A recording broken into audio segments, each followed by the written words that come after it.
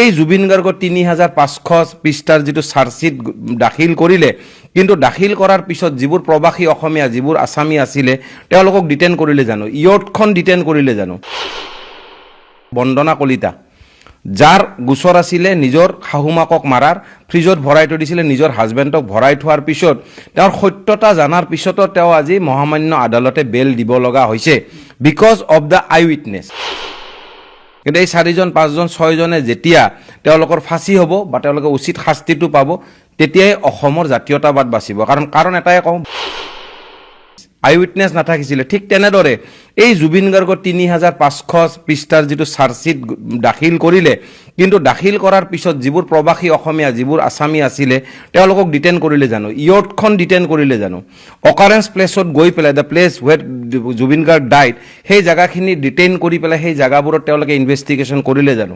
উলুবাৰীত investigation কৰি অসমখনক উল্লু বনোৱাৰ অৰ্থত এটাই নহ'ব যে জাতীয়তাবাদক অসন্মান কৰা। পোনপ্ৰথমে আপোনালোকক নমস্কাৰ জ্ঞাপন কৰিছোঁ আৰু লগতে আন্তৰিক যিটো ভোগালী বিহু, মাঘ বিহু ভোগালীৰ আন্তৰিক অভিনন্দন আৰু শুভেচ্ছা অসমবাসী, বিশ্ববাসী আৰু ভাৰতবাসীলৈ। আৰু লগতে এই ভোগালীয়ে যেতিয়া অসমলৈ কঢ়িয়াই আনে শান্তি, একতা আৰু ভাতৃত্ববোধ, আৰু এই ভাতৃত্ববোধৰ জৰিয়তে আমি অসমক চিৰযুগমীয়া স্থানত আমি ক'ব বিচাৰিম যে জাতীয়তাবাদ চিৰযুগমীয়া হওক। কিন্তু জাতীয়তাবাদ চিৰযুগমীয়া হ'ব গ'লে জুবিন গাৰ্গৰ যিবোৰ হত্যাকাৰী, সেই হত্যাকাৰীবোৰে যদি উচিত শাস্তি নাপায় বা হুলত নিদিয়ে বা তেওঁলোকক ফাঁচি নিদিয়ে, তেতিয়াহ'লে অসমৰ জাতীয়তাবাদ আজি দুৰ্বল। আৰু অসমৰ জাতীয়তাবাদৰ অবিহনে আজি ভোগালী বিহুৱে হওক আৰু আগন্তুক ৰঙালী বিহুৱে হওক, অসমৰ জাতীয়তাবাদৰ কোনো সন্মান নাথাকিব। কাৰণ এষাৰ কথা মই জানো যে অসমত যদি অসমীয়া নাথাকে অসমৰ কোনো সন্মান নাই। অসমত অসমীয়া থাকিলেহে জাতীয়তাবাদ বাচিব। আৰু সেই জাতীয়তাবাদ বচাব হ'লে আজি জুবিন গাৰ্গৰ ন্যায় বুলি ক'লে, জুবিন গাৰ্গে অলৰেডি ন্যায় পালে। ন্যায় এই কাৰণে পালে, তেওঁ নিজে অসমৰ লগতে তেওঁ নিজকে আজি অসমখনৰ নাম চিৰযুগমীয়া কৰি বিশ্বত আজি এটা প্ৰসিদ্ধ কৰি বিশ্বত আজি এটা চিৰযুগমীয়া স্থানত অসমক আনিলে, লগতে তেওঁক চিৰ অমৰত্ব প্ৰদান কৰিলে। কাৰণ তেওঁৰ কৰ্মস্থানে তেওঁক আজি লৈ গ'ল। তেওঁক এতিয়া ন্যায় দিয়া নেদাৰটো পিছৰ কথা হ'ব, কিন্তু এটা কথাই হ'ব যে তেওঁক যিকেইটা হত্যাকাৰী, সেই হত্যাকাৰীকেইটা যদি হুলত উঠে তেতিয়া অসমৰ জাতীয়তাবাদ বাচিব। আৰু যদি অসমৰ জাতীয়তাবাদ বচাব লগা হয়, এটাই উপায় যে এই মানুহখিনি হুলত যাব লাগিব। আৰু হুলত যোৱাৰ অৰ্থত এটাই, ইয়াৰ আৰু বহুত কেইটা আছে যোনে ইয়াৰ হত্যাকাৰী হয়, কিন্তু তেওঁলোকে আজি ফাঁচত নাথাকি পেলাই ওলাই আছে। কিন্তু ওলাই থকালৈ কথা নাই, কিন্তু এই 4জন 5জন 6জনে যেতিয়া তেওঁলোকৰ ফাঁচি হ'ব বা তেওঁলোকে উচিত শাস্তিটো পাব, তেতিয়াই অসমৰ জাতীয়তাবাদ বাচিব। কাৰণ এটাই কওঁ, বন্দনা কলিতা, যাৰ গোচৰ আছিলে নিজৰ শাহুমাকক মাৰাৰ, ফ্ৰিজত ভৰাই থৈ দিছিলে নিজৰ হাজবেণ্ডক ভৰাই থোৱাৰ পিছত তেওঁৰ সত্যতা জানাৰ পিছতো তেওঁ আজি মহামান্য আদালতে বেল দিব লগা হৈছে because of the eyewitness নাথাকিছিলে। ঠিক তেনেদৰে এই জুবিন গাৰ্গৰ ৩৫০০ পৃষ্ঠাৰ যিটো চাৰ্জশ্বিট দাখিল কৰিলে, কিন্তু দাখিল কৰাৰ পিছত যিবোৰ প্ৰবাসী অসমীয়া যিবোৰ আছামী আছিলে তেওঁলোকক ডিটেইন কৰিলে জানো? ইয়ৰ্টখন ডিটেইন কৰিলে জানো? অকাৰেঞ্চ প্লেছত গৈ পেলাই, the place where Zubeen Garg died, সেই জেগাখিনি ডিটেইন কৰি পেলাই সেই জেগাবোৰত তেওঁলোকে ইনভেষ্টিগেশ্যন কৰিলে জানো? উলুবাৰীত ইনভেষ্টিগেশ্যন কৰি অসমখনক উল্লু বনোৱাৰ অৰ্থত এটাই নহ'ব যে জাতীয়তাবাদক অসন্মান কৰা। আৰু সেইকাৰণে মই হেমন্ত বিশ্ব শৰ্মাক এষাৰ কথাই কৈছোঁ, জাতীয়তাবাদ ৰক্ষাৰ কাৰণে এই যিকেইটা আছামী, এই আছামীকেইটাক ফাঁচি দিব লাগে। ফাঁচি দিলেহে আমাৰ অসমত আজি ভোগালী বিহু হ'ব। অসমত আজি আমাৰ ৰঙালী বিহু আমি উদযাপন কৰিব পাৰিম। কাৰণ উইদাউট জাতীয়তাবাদ, মই ক'লোঁ নহয়, অসমত যদি অসমীয়া নাথাকে অসমৰ জাতীয়তাবাদ নাথাকিব। গতিকে অসমৰ স্বাভিমান ধৰিব লাগিব, ফাৰ্ষ্ট কথা। দ্বিতীয় কথা, এষাৰ ভাষা থাকে নহয়, সাপে গাখীৰ খায় কিন্তু তেওঁলোকে বিষ দিয়ে, কিন্তু গৰুৱে ঘাঁহ খায় কিন্তু তেওঁলোকে গাখীৰ দিয়ে। তাৰমানে কচুপাত দেখিবলৈ সেউজীয়া, কিন্তু কচুপাতৰ ভিতৰটো খজুৱাই। সেউজীয়া হ'লেই নহ'ব, মানে পলিটিকেলি কৈছোঁ, পলিটিক্স হ'ল 1 টকাৰ ইপিটি। তাৰমানে ধৰ্ম অবিহনে পলিটিক্সৰ কোনো কৰ্ম নাই। পলিটিক্স এইকাৰণে ধৰ্মত জড়িত থাকিব, মানৱ কল্যাণ কৰাটোকে পলিটিক্স বুলি কয়, সমাজৰ কল্যাণ। গতিকে সমাজৰ যদি কল্যাণ কৰিব নোৱাৰে আৰু অসমৰ যদি জাতীয়তাবাদ আমি ধৰিব নোৱাৰোঁ, তেতিয়াহ'লে অসম জিৰ'। এই অৰ্থবোৰ অসমীয়াই জানিব লাগিব, অকল উদযাপন কৰিলেই নহ'ব। আজি মুছলিম হিন্দু কৈ থাকে, মোক এটা মানুহ দেখাই দিয়ক জুবিন গাৰ্গৰ হত্যাকাৰীত এটা মুছলিম মানুহৰ গোচৰ পৰিছে নেকি? মুছলিম মানুহ কোনোবা এটা আছামী ওলাইছে নেকি যে এই মানুহজন মুছলিম এজন মানুহ যোনে জুবিন গাৰ্গক মাৰিছে? দুলু আহমেদ তেওঁ এজন মুছলিম মানুহ হৈ আজি তেওঁ শ্ৰেষ্ঠ ৰূপী হৈ আজি তেওঁ যেনেকৈ ৰামৰ লগত হনুমানজী আছিল ঠিক তেনেদৰে তেওঁ আজি লাগি আছে জুবিন গাৰ্গৰ ন্যায়ৰ কাৰণে। কিন্তু মই বাৰে বাৰে অসমবাসীক ক'লোঁ জুবিন গাৰ্গে ন্যায় পালে, তেওঁ শ্ৰেষ্ঠতা পালে, তেওঁৰ অমৰতা পালে, লগতে অসমক বিশ্বৰ বুকুত উজ্বলাই তুলিলে। অসমক আজি 198 কাণ্ট্ৰিয়ে টুইট কৰে আৰু অসমৰ নাম ক'লে এতিয়া অসম নিচিনা মানুহ নাই। গতিকে অসমৰ জাতীয়তাবাদ তাৰমানে শান্তি বিৰাজমান কৰি সকলো জাতি ধৰ্ম নিৰ্বিশেষে সকলোকে যোগ কৰি পেলাই আনি পেলাই একতাৰ এনাজৰীত যদি আজি অসমৰে জাতীয়তাবাদৰ স্বাৰ্থত যদি এই 4-5জন মানুহক হুলত দিয়া নাযায় বা যদি মহামান্য আদালতে বন্দনা কলিতাৰ নিচিনা এৰি দিয়ে তেতিয়াহ'লে অসমৰ জাতীয়তাবাদক অসন্মান কৰা হ'ব।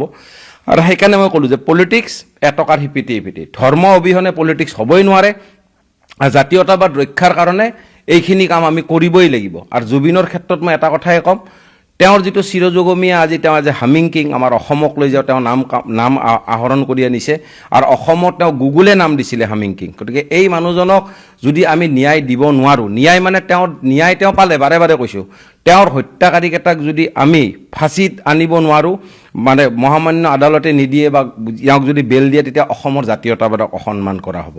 তো এইখিনি কথাৰ জৰিয়তে আৰু এষাৰ কথা ক'ম অসমবাসীক, দুলু আহমেদ যেনেকৈ আজি মুছলমান মানুহ হৈ পেলাই যথেষ্ট বেছি লাগি আছে, ঠিক তেনেদৰে ভিক্টৰ দাসৰ যিটো বেল আজি বিহুত তেওঁ ঘৰত থাকিব লাগিছিল, কিন্তু তেওঁৰ আজি জুবিন গাৰ্গৰ কাৰণে মাত দিয়াৰ কাৰণে তেওঁক জেলত সোমাই থৈছে। কিন্তু তেওঁৰ বেল দিব লাগে, তেওঁক এইকাৰণে দিব লাগে তেওঁ জাতীয়তাবাদৰ সত্তাত এটা ধুনীয়া পথ, নতুন এটা পোহৰ সূৰ্যৰ, আৰু সেই মানুহজনক যদি বেল দিব নোৱাৰে তেতিয়াহ'লে তেওঁক বিনা গোচৰত দুখত সেনেকৈ ৰাখিলে নহ'ব। মই বাৰে বাৰে কৈছোঁ বন্দনা কলিতাৰ নিচিনা এজনী ছোৱালী সত্যতা জনাৰ পিছতো বেল দিব লগা হৈছে because of the lake of the I witness.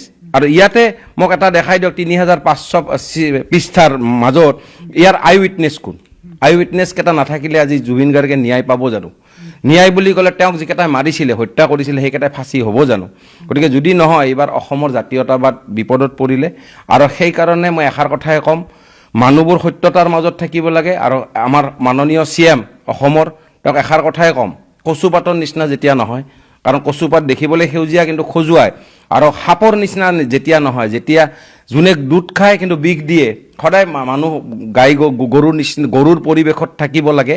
কাৰণ তেওঁ যদিও গৰু বুলি কওঁ, আমি গৰু হ'লে কি হয়, তেওঁ ঘাঁহ খায় কিন্তু দুধ দিয়ে, মানে প্ৰকৃতিক এটা মৰম দিয়ে, আশীৰ্বাদ দিয়ে। আজি পৃথিৱীৰ এই মানুহবোৰে আমি এই গাই মাতৃ বুলি যে কওঁ, কাৰণটো এইটোৱেই, কাৰণ এই বস্তুবোৰৰ অনুভৱখিনি কৰ্মৰ জৰিয়তে হ'ব লাগে।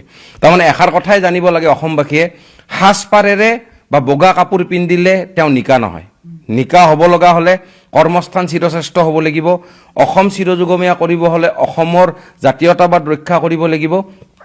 আৰু অকল আমি পৰ্ববোৰ মানি চলিলে নহ'ব, পৰ্বৰ লগতে যিটো আমাৰ গুৰি, যিটো আমাক কওঁ আমি স্বাভিমান, আমাৰ আত্মসন্মান, আত্মগৌৰৱ, এই অসমৰ হকে আমি কঢ়িয়াই আনিব লাগিব। আৰু অসমৰ হকে যদি কঢ়িয়াই আনিব লগা হয় তেতিয়াহ'লে জুবিন গাৰ্গৰ যিবোৰে আছামী বুলি কৈছোঁ, যিবোৰে হত্যাৰ গোচৰত পৰিছে সেইবোৰৰ ফাঁচি হ'ব লাগে। নহ'লে আজি অসমৰ জাতীয়তাবাদ দুৰ্বল, লগতে অসমৰ জাতীয়তাবাদ ধ্বংসমুখী। দুদিন পিছত অসমত আমি জয়াই অসম, যদি জুবিন গাৰ্গৰ এই মানুহকেইটা যদি তাহাঁতক ফাঁচি নিদিয়ে, অসমত আমি জয়াই অসম আমি টেক্স দি পেলাই ক'ব লাগিব, ভেট দি পেলাই ক'ব লাগিব। আৰু অসমত অসমীয়া নিজে নিজে লুপ্ত হৈ গৈ থাকিব। আৰু যেনেকৈ ভূপেন হাজৰিকাই 30 বছৰ আগত কৈছিল, ডেটছ ৱাই মই কৈছোঁ যে Bhupen Hazarika is the truth of Assam and Zubeen Garg is the heart of Assam. Assam চিৰযুগমীয়া কৰিব লাগে। আৰু লগতে আকৌ এবাৰ ভোগালী বিহুৰ আন্তৰিক অভিনন্দন আৰু শুভেচ্ছা, একতাৰ এনাজৰীৰে সকলোৰে মংগল হওক। অসমবাসী, ভাৰতবাসী, বিশ্ববাসীয়ে যেতিয়া চিৰযুগমীয়া হয়, অন্তৰত যেতিয়া শান্তি থাকে, বিৰাজমান থাকে, মৰম থাকে, আৰু যেতিয়া আমি পৃথিৱীত আজি উজ্বলাব পাৰোঁ এটা শান্তিৰ পোহৰ। বিজেপিয়ে যেতিয়া প্ৰাৰ্থী তালিকা ঘোষণা হোৱাৰ পিছতে এটা অভিযোগ আনি আছে যে বিজেপিয়ে সাধাৰণ ঘৰৰ ল'ৰা বাছনি কৰে আৰু কংগ্ৰেছে তেওঁলোকৰ যিটো লিগেচি, সেই লিগেচিৰ ওপৰত বিশেষকৈ ৰজা ঘৰৰ সন্তান চাই বুলি কৈছে, যিটো আপোনাৰ ওপৰতো অভিযোগ উত্থাপন কৰিছে যে আপুনি প্ৰাক্তন মন্ত্ৰীৰ পুত্ৰ, যাৰ কাৰণে টিকট আজুৰি আনিবলৈ সক্ষম হৈছে। সেই অভিযোগটোৰ সন্দৰ্ভত কি ক'ম? চাওক, প্ৰথম কথাটো হ'ল মই কংগ্ৰেছ দলৰ কাৰণে বহুত বছৰৰ পৰা কাম কৰি আহিছোঁ। মই আমাৰ প্ৰাক্তন সভাপতি ভূপেন বৰা ডাঙৰীয়া তেখেত কংগ্ৰেছত আছিল, মই সেই সময়ৰ পৰাই মই কাম কৰি আহিছোঁ। কি হয়, টিকেট প্ৰদান কৰাৰ পাছত এতিয়া মোক কংগ্ৰেছে মোক টিকেট দিয়াৰ পাছত হঠাতে মোৰ লাইমলাইট চব মোৰ ওপৰত আছিল। মই সদায় লাইমলাইটৰ পৰা মই দূৰত আছিলোঁ আৰু সদায় মই তেনেকেই কাম কৰি গৈছিলোঁ। পিছে যিহেতু টিকেট দিয়াৰ পিছত স্বাভাৱিক কথা এই কথাটো ওলাব। পিছে মই এটা কথা মোৰ দৃঢ় বিশ্বাস, মোৰ যদি যোগ্যতা যদি থাকে, মই যদি সঁচা অৰ্থত যদি ৰাইজৰ লগত যদি মই কাম কৰিছোঁ, মই যদি সঁচা অৰ্থত যদি মই থিয় দিছোঁ, মোক ৰাইজে আঁকোৱালি ল'ব আৰু এইটো ৰাইজে বিশ্লেষণ কৰিব। যেতিয়া গৌৰৱ গগৈ ডাঙৰীয়া যেতিয়া আহিছিলে তেখেতৰ কথাও তেনেকেই কৈছিলে। আজি আপুনি চাওক, আজি অসমৰ তেখেত এজন বলিষ্ঠ কণ্ঠ, তেখেতৰ কাৰণে কিমান লাখ লাখ মানুহ আজি ওলাই আহিছে তেখেতৰ মুখখন চাই পেলাই। সেই বিশ্বাসটো তেখেতে দিব পাৰিছে কিয়? কাৰণ তেখেতৰ যোগ্যতাটো আছে। আজি মোৰো দৃঢ় বিশ্বাস, মই যদি আজি কষ্ট কৰিছোঁ, মই যদি আজি ওলাই আহিছোঁ, ৰাইজেও যদি ওলাই আহিছে, আমাৰ গোটেই কংগ্ৰেছৰ গোটেই সতীৰ্থ ওলাই আহিছে, স্বাভাৱিক কথা মোৰ কিবা মোৰ ভাল গুণ দলে দেখিছে, সেইকাৰণে ওলাই আহিছে আৰু বাকী ৰাইজে নিজে বিশ্লেষণ কৰিব। কংগ্ৰেছৰ প্ৰাৰ্থী তালিকা প্ৰথমখন ঘোষণা হ'ল, কিন্তু প্ৰথমখন ঘোষণা হোৱাৰ সময়তো এইটো স্বাভাৱিক, এটা দলত সকলোৱে প্ৰাৰ্থিত্ব আশা কৰে, বিধায়ক হোৱাৰ সপোন থাকে বা তেওঁলোকে নিৰ্বাচন খেলাৰ সপোন থাকে। মাৰ্ঘেৰিটা সমষ্টিতো তেনেকে বহুগৰাকী তেওঁলোকৰ আশা আছিল। এতিয়া আপোনাক দলীয় টিকট দিয়াৰ পিছত সেই অন্যান্য সমষ্টিত যেনেকুৱা কিছুমান ক্ষোভ দেখা পোৱা গৈছে, সেই মাৰ্ঘেৰিটা সমষ্টিত তেনেধৰণৰ ক্ষোভৰ আপুনি সন্মুখীন হৈছে নেকি, বা যদি হৈছে সেইটো কেনেধৰণে আপুনি তাৰ সন্মুখীন হ'বলৈ সাজু হৈ আছে? চাওক, বিজেপিৰ এটা খুব ডাঙৰ কৌশল এটা থাকে, আমাৰ মানুহৰ, আমাৰ কংগ্ৰেছ দলৰ সতীৰ্থসকলৰ মনোবল ভাঙিবলৈ কি কৰে তেখেতসকলে, মানুহ টানি ব্যক্তিগত স্বাৰ্থতে হওক, পইচাৰ দমতে হওক বা ভাবুকিয়ে হওক, তেনেকে কেতিয়াবা কি হয় আমাৰ কংগ্ৰেছৰ কৰ্মীবোৰক মানে কোচ কৰে। আৰু আপুনি সদায় চাব, সদায় ইলেকশ্যনৰ ঠিক আগতে এনেকুৱা এটা পৰিৱেশ এটা সৃষ্টি কৰে। সেইকাৰণে কৰে যাতে আমাৰ কংগ্ৰেছৰ মানুহখিনি মনোবল ভাঙি যায় আৰু ৰাইজৰ আগত এটা এনেকুৱা এটা পিকচাৰ এটা দিব বিচাৰে যে মানে কংগ্ৰেছত স্থিতি ভাল নহয়। পিছে এইটো মই এটা কথা আপোনালোকক কৈছোঁ, যিখিনি সঁচা অৰ্থত কংগ্ৰেছী, যিখিনি সঁচা অৰ্থত সমাজৰ কাৰণে কাম কৰিব বিচাৰে, তেখেতসকল আজিও ইয়াতে আছে, ৰাইজৰ স্বাৰ্থত তেখেতসকল আজিও আছে কংগ্ৰেছত। সেইটোৱে আপোনালোকে সেইটোতে অনুমান কৰিব পাৰে যে এইখিনি অকল এটা প্ৰপগেণ্ডাৰ নিচিনাই এইটো বিজেপিয়ে হেৰি কৰিছে। এখন যুঁজ হ'ব বুলি কংগ্ৰেছৰ এটা শ্লোগান আছে, মাৰ্ঘেৰিটাটো স্বাভাৱিকতে যুঁজ হ'ব, আপুনি এইটো কথা কিমান দূৰ?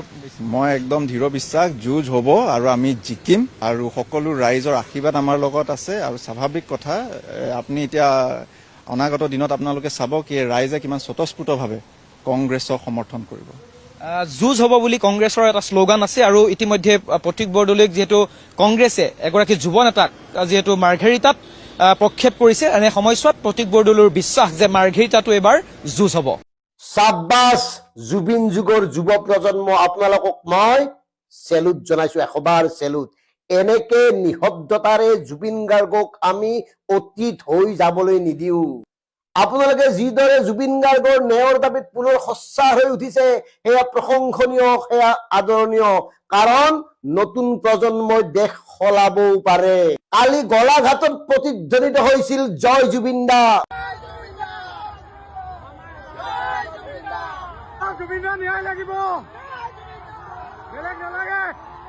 আজি সেই একেই প্ৰতিধ্বনি অনুৰণিত হল টিহুত।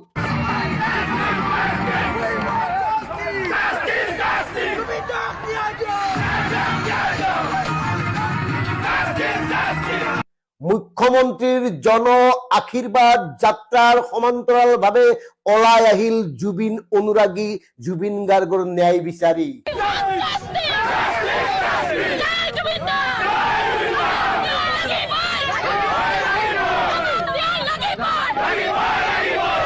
ন্যায় বিচাৰিব লাগিবই, কেলেই নিবিচাৰিম? এনেকে জুবিন গাৰ্গক শেষ হৈ যাব দিব?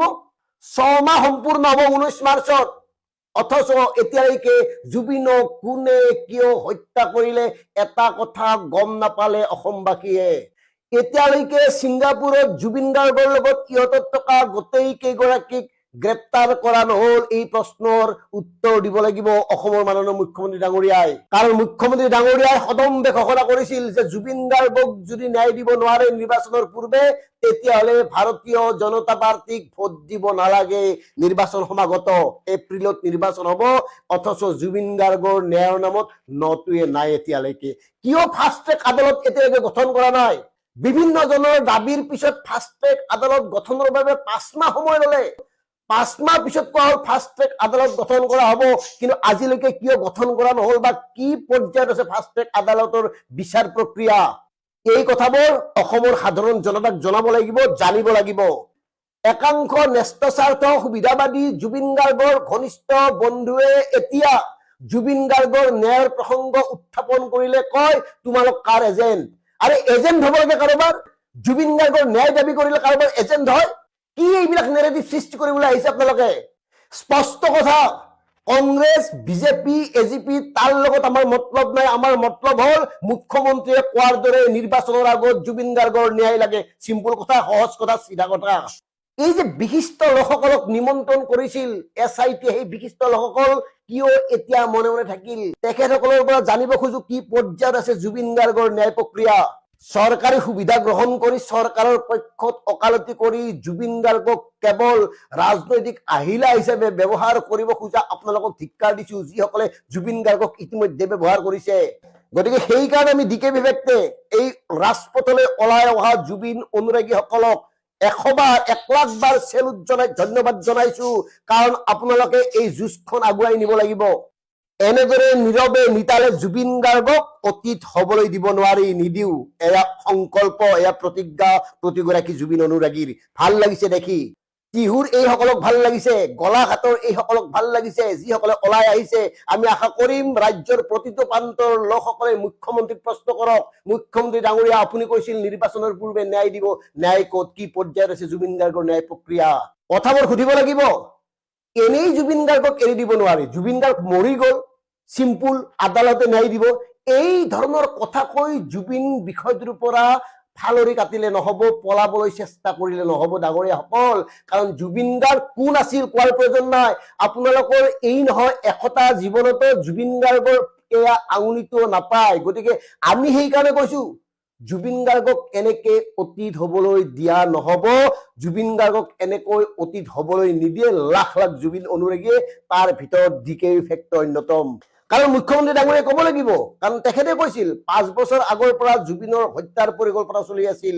কোনে কৰিছিল, কিয় কৰিছিল, এই কথাবোৰ ক'ব লাগিব। এই কথাবোৰ নোকোৱাকৈ থাকিব নোৱাৰিব, কাৰণ জুবিন গাৰ্গ জাতিৰ হিয়াৰ আমঠু। জুবিন গাৰ্গে যি দি গ'ল সেয়া জাতিৰ গৌৰৱ, সেয়া জাতিৰ দলিল, সেয়া জাতিৰ ইতিহাস, সেয়া জাতিৰ স্বাভিমান। গতিকে জাতীয় সত্তা সৃষ্টি কৰি যোৱা জুবিন গাৰ্গক অথলে যাবলৈ দিয়া নহব। জুবিন গাৰ্গৰ হত্যাৰ লগত জড়িত প্ৰতিগৰাকী কালপ্ৰিতেই দৃষ্টান্তমূলক শাস্তি পাব লাগিব। একদম চিধা কথা। কাৰণ আমি এতিয়াও বিচাৰো ইয়াতত থকা প্ৰতিগৰাকী লোকক গ্ৰেপ্তাৰ কৰি সোধপোছ কৰক। কেৱল এই 5 জনক কিয় 11 জন কি হল? কিয় সেই ব্ৰাইট ফিউচাৰ কেইজনক আটক কৰি সোধপোছ কৰা নাই সুধিব লাগিব। কাৰণ একেখন ইয়ততে আছিল আৰু সেই ইয়ততে মৃত্যুক আকোৱালি লৈছিল জুবিন গাৰ্গে। জুবিন গাৰ্গ জাতিৰ সম্পদ, এনেই এৰি দিয়া নহব। গতিকে জুবিন অনুৰাগী ভাই বন্ধুসকল, জুবিন যুগৰ যুৱ প্ৰজন্ম ওলাওক, জাগক। এই চিঞৰটো আকৌ শক্তিশালী কৰিব লাগিব জুবিন গাৰ্গৰ ন্যায়ৰ পক্ষত। কাৰণ ৰাজনীতি কৰা লোকসকল তেওঁলোক যি দলৰেই নহওক, তেওঁলোকৰ এটাই মতলব, এটাই ধান্দা, ৰাজনীতিক ক্ষমতা। তাত বাহিৰে তেওঁলোকৰ কোনো জাতীয় দায়িত্ব নাই। গতিকে জাতীয় দায়িত্ব অনুভৱ কৰা, জাতিক জগাই তোলা, জাতিৰ বিপদৰ সময়ত জাতিৰ কাষত থিয় হোৱা জুবিন গাৰ্গক এনেকে আমি অতীত হবলৈ নিদিও। নিৰ্বাচনৰ আগত যদি জুবিনৰ ন্যায় নেদে, নিৰ্বাচনো উল্টিব।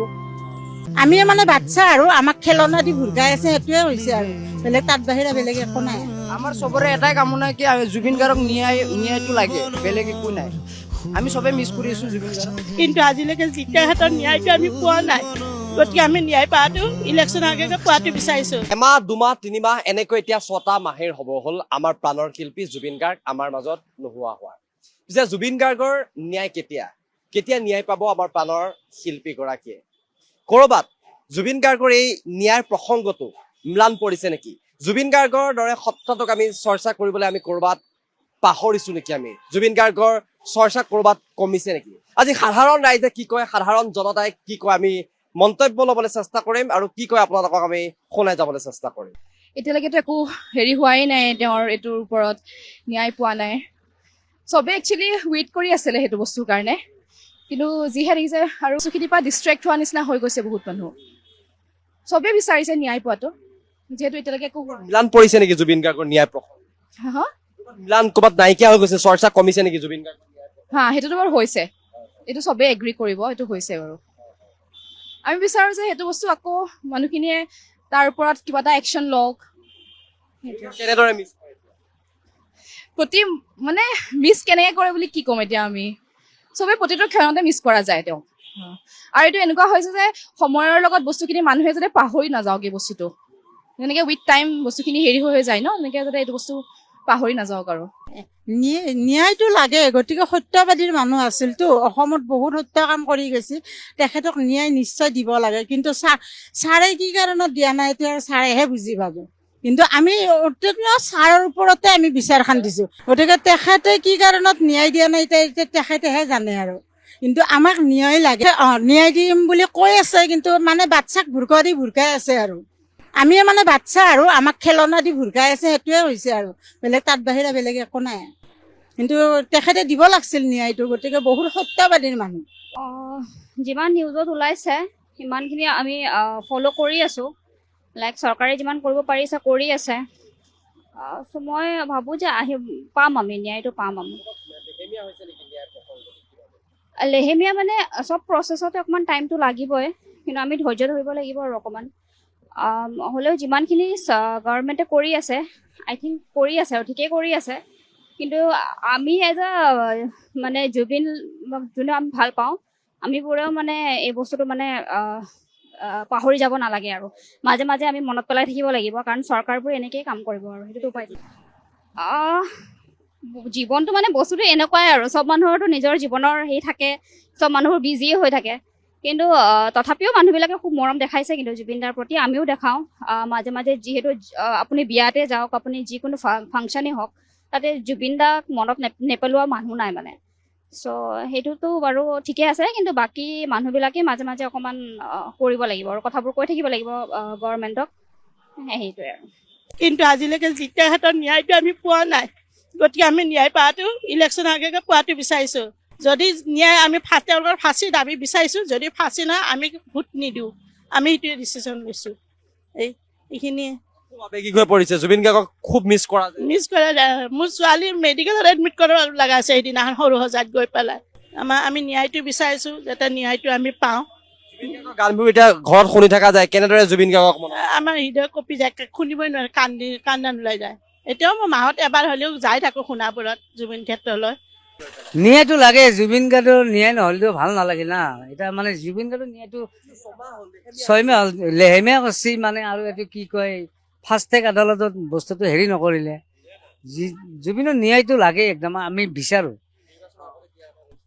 নিৰ্বাচনৰ আগত যদি জুবিনৰ ন্যায় নেদে, নিৰ্বাচনো উল্টিব। আমি সেইটোৱে বিচাৰো, জুবিনক ন্যায় দিলে ভাল নাই, আমিও ভাল পাম। তাৰমানে ন্যায়টো দিলে চব পাব্লিকে ভাল পালো হয়। এতিয়াতো ন্যায় এতিয়ালৈকে দিয়াই নাই জুবিনক, এতিয়া আগে পিছে হয় না নহয়। এতিয়া জুবিন গাৰ্গক মিছ কৰি আছে, আমিতো কেনেকে মিছ কৰি আছে? এতিয়া মিছটো চবে পাব্লিকে কৰি আছে, আমিও কৰিছো। আমি জুবিন গানবোৰ শুনিলে জুবিন সদায় মনত পৰে, জুবিনৰ মনত পৰিয়ে থাকে। চব আমাৰ বুলি নহয়, চবৰে মনত পৰে জুবিনৰ। কি ক'ব? ন্যায়টোৱে চাওঁ আৰু ন্যায়টো বিচাৰো। 6 মাহ হৈ গ'ল আজি। আমাৰ চবৰে এটাই কামনা কি জুবিন গাৰ্গক ন্যায়টো লাগে, বেলেগ একো নাই। আমি চবে মিছ কৰি আছো জুবিন গাৰ্গক। সেইটোৱে ন্যায়টো লাগে আৰু বেলেগ একো নাই আমাৰ চবৰে। চৰকাৰে কিবা কৰে এতিয়া, ন্যায় হয় নে? জাষ্টিচ ফৰ জুবিনৰ ন্যায় লাগে। মই কৈ আছো, একচুৱেলি জুবিন দাৰতো ন্যায়টো দিবই লাগে, বহুত দিন হৈ গ'ল না, আৰু ইমান দিন হৈ গ'ল। এতিয়া ইলেকশ্যনৰ পিছত আকৌ কি হ'ব? জুবিন গাৰ্গক মিছ কৰা হয় নে? বহুত মিছ কৰোঁ। কেনেদৰে টাইম মিছ কৰে? কেনেদৰে মানে বহুত মিছ কৰোঁ। এতিয়া বিহু আহি আছে না, বিহুৰ টাইমতো বহুত জুবিনে বহুত প্ৰগ্ৰাম কৰিছিল। এটা স্পষ্ট বাৰ্তা, যিদিনাখন গৌৰৱ গগৈ ডাঙৰীয়া যোৰহাট বিধানসভা সমষ্টিৰ পৰা তেখেতৰ নাম যেতিয়া প্ৰকাশ পালে যে যোৰহাট বিধানসভা সমষ্টিৰ পৰা তেখেত মুখ্যমন্ত্ৰী প্ৰাৰ্থী হৈ তাতে বিধায়ক খেলিব, সেইদিনাখনৰ পৰাই বিজেপিৰ বৰঘৰত ভূমিকম্পৰ সৃষ্টি হ'ল। আৰু সেই ভূমিকম্পই যে একেবাৰে শীৰ্ষ মহলত ভূমিকম্প জোকাৰণিৰ দৰে বৃহৎ বৃহৎ জোকাৰণি তেখেতলোকৰ পৰিলে, কিন্তু সাহস নকৰিলে। এতিয়ালৈকে ৰাজ্যসভাৰ সাংসদ, আপোনালোকে সেইটো জানেই, কেছেট বেপাৰী ডাঙৰীয়াই কি কৈছিলে যে দলে ইচ্ছা কৰিলে বোলে গৌৰৱ গগৈৰ বিৰুদ্ধে বিধায়ক খেলিব বুলি। কিন্তু বিজেপিয়ে গম পাই গৈছে তাত যে এটা ভূমিকম্প সৃষ্টি হৈ আছে, সেই ভূমিকম্পক যে তেখেতলোকে ৰখাব নোৱাৰে, সেয়া স্পষ্টভাৱে দেখা পৰিছে। গৌৰৱ গগৈ এজন ব্যক্তিয়ে নহয়, এটা শব্দ, যিটো শব্দই সমগ্ৰ বিশ্ববাসীয়ে গম পাইছে, সমগ্ৰ অসমবাসীয়ে তেখেতক চিনিব পৰা হৈছে যে গৌৰৱ গগৈ এজন কণ্ঠ বুলি, যিটো কণ্ঠই সমগ্ৰ অসমক উৎসাহিত কৰিছে আৰু সেই কণ্ঠৰে তেখেতে আগবাঢ়িব বিচাৰিছে অসমৰ ৰাজনীতিত। আজি হিমন্ত বিশ্ব শৰ্মাই হাজাৰ হাজাৰ কথা কওক, হাজাৰ হাজাৰ প্ৰতিশ্ৰুতি নিদিয়ক কিয়, সেই গৌৰৱ গগৈয়ে নামটোৱে তেখেতক গোটেই প্ৰতিশ্ৰুতিবোৰ শেষ কৰি পেলাইছে। কাৰণ হিমন্ত বিশ্ব শৰ্মা যে মিথ্যাচাৰ আশ্ৰয় লয় অসমৰ জনতাই ইতিমধ্যে গম পোৱা গৈছে আৰু সেয়েহে সুসন্মানেৰে তেখেতক যোৰহাট বিধানসভা সমষ্টিত নিৰ্বাচন প্ৰতিদ্বন্দ্বিতা কৰিবলৈ যোৰহাটবাসী অসমবাসীয়ে তেখেতক প্ৰদান কৰিছে আৰু গৌৰৱ গগৈ ঈশ্বৰৰ পুত্ৰৰ দৰে আমি বিশ্বাস কৰোঁ। অসমৰ মুখ্যমন্ত্ৰী হিমন্ত বিশ্ব শৰ্মা ডাঙৰীয়াই কৰি থকা জন আশীৰ্বাদ যাত্ৰাই তেখেতৰ মুখাখন ভালকৈ খুলি দিলে। সেই যাত্ৰাত মুখ্যমন্ত্ৰী ডাঙৰীয়াই জনপ্ৰিয়তা কিনিবলৈ খাটি খোৱা মানুহ, ৰাজনীতিৰ ৰটো নুবুজা কণ কণ শিশু ব্যৱহাৰ কৰিবলৈ নেৰিলে। সেই কণ কণ শিশুকেইটিৰ উদং দেহত বিজেপি জিন্দাবাদ বুলি লিখি দিয়া, যিটো আইনীভাৱে এটা অপৰাধ, সেই শিশুসকলক ৰাস্তাৰ কাষে কাষে থিয় কৰোৱাই তেওঁলোকৰ হাতে হাতে প্লেকাৰ্ড দিয়া, আঁচনি পোৱা মহিলাসকলক ভয় ভাবুকি প্ৰদান কৰা যে তেওঁলোক আহিবই লাগিব, তেওঁলোকৰ উপস্থিতি বাধ্যতামূলক, আঁচনি কৰ্তন কৰিব বুলি ভাবুকি দিয়া, বিশ্ববিদ্যালয়ত পঢ়ি থকা ছাত্ৰ ছাত্ৰীসকলক মুখ্যমন্ত্ৰীৰ সেই জন আশীৰ্বাদ যাত্ৰাত অংশগ্ৰহণ নকৰিলে 3 দিনৰ অনুপস্থিত বুলি ধৰিব বুলি ভাবুকি প্ৰদান কৰা, এই যিসমূহ ছাত্ৰ ছাত্ৰীসকলক ভয় ভাবুকি প্ৰদান কৰি মুখ্যমন্ত্ৰীৰ সভালৈ অনা হৈছে, কণ কণ শিশুসকলক আইন উলংঘা কৰি তেওঁলোকৰ উদং দেহত বিজেপি জিন্দাবাদ বুলি বলপূৰ্বকভাৱে লিখি দিয়া হৈছে, মহিলাসকলক বলপূৰ্বকভাৱে আঁচনি কৰ্তনৰ ভয় দেখুৱাই বা আঁচনিৰ কথা কৈ তেওঁলোকক ৰাস্তালৈ উলিয়াই অনা হৈছে। এই সমস্ত কথা বতৰাই হিমন্ত বিশ্ব শৰ্মা ডাঙৰীয়াৰ কিমান 2026 চনৰ নিৰ্বাচনক লৈ তেখেতে শংকিত হৈ আছে এই কথা বাৰ বাৰ প্ৰমাণ কৰিছে। আৰু ৰাইজে এবাৰ ভালকৈ বুজি উঠিছে যে ৰাইজে হিমন্ত বিশ্ব শৰ্মা ডাঙৰীয়াৰ বিভাজনৰ ৰাজনীতিত আৰু তেওঁৰ কিনি থোৱা নিউজ চেনেলৰ প্ৰপাগেণ্ডাৰ ৰাজনীতিত ভুল নাযায়। হিমন্ত বিশ্ব শৰ্মা ডাঙৰীয়াক ৰাইজে যোৱা 25টা বছৰৰ হিচাপ ধৰিব আৰু সেই হিচাপৰ লগত হিমন্ত বিশ্ব শৰ্মা ডাঙৰীয়াৰ পৰিয়ালৰ সম্পত্তিৰ এটা তুলনাত্মক বিশ্লেষণ ৰাইজে আগবঢ়াব আৰু তাৰ পাছত অসমৰ ৰাইজে এবাৰ সঠিক সিদ্ধান্ত ল'ব। ধন্যবাদ। জয় অসম।